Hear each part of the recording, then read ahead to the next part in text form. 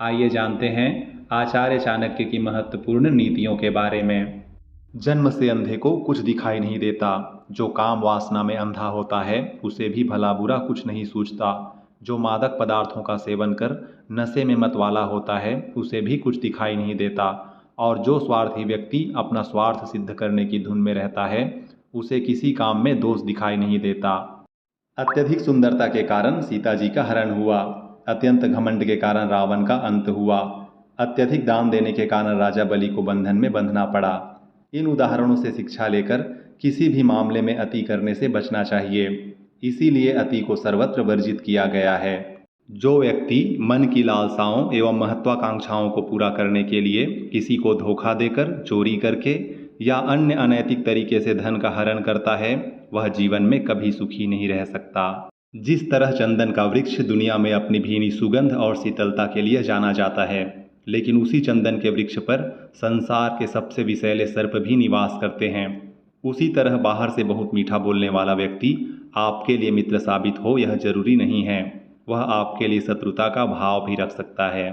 भोजन पच जाने के बाद यानी भोजन के लगभग 1 से 1.5 घंटे बाद पिया गया पानी बलवर्धक होता है। भोजन के बीच में थोड़ा पानी पीना अमृत के समान एवं भोजन के अंत में पिया गया पानी विष के समान हानिकारक होता है।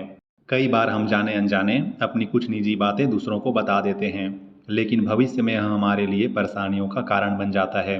आचार्य चाणक्य ने ऐसी 4 बातें बताई हैं जिन्हें बुद्धिमान व्यक्ति को किसी को नहीं बताना चाहिए।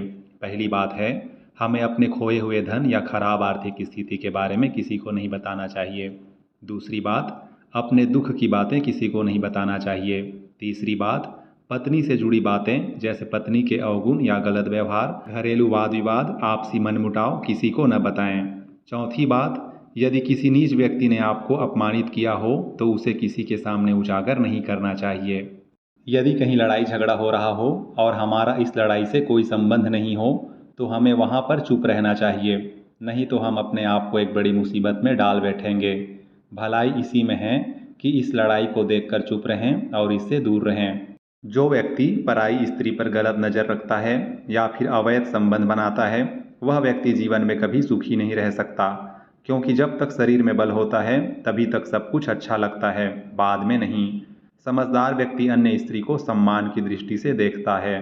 आहार यानी भोजन, निद्रा यानी सोना, भय यानी डरना और मैथुन यानी संभोग, ये 4 बातें मनुष्य और पशु पक्षी आदि में समान रूप से होता है। केवल धर्म ही ऐसा गुण है जो मनुष्य को विशिष्ट बनाता है। अतः धर्म से रहित मनुष्य पशु के समान है।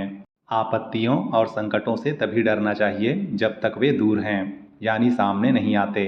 लेकिन जब भय और संकट सामने आ ही जाए तो भय व शंका रहित होकर उसका मुकाबला कर उस पर प्रहार करना चाहिए।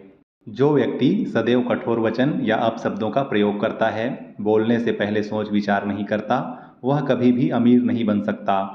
ऐसे लोग स्वभाव से जिद्दी, क्रोधी व अहंकारी होते हैं, जो कि जीवन में सफल होने एवं धनवान बनने की राह में सबसे बड़ी रुकावट है। गुणहीन व्यक्ति की सुंदरता व्यर्थ होती है।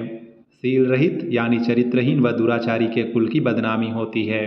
अलौकिक शक्ति से रहित और बुद्धि रहित विद्या व्यर्थ होती है, यानी कोई भी विद्या सिद्ध और सफल न हो तो व्यर्थ होती है। और जो धन जोड़ जोड़ कर रखा जाए, सदुपयोग न किया जाए, ऐसा धन भी व्यर्थ होता है, उसका होना न होना बराबर है।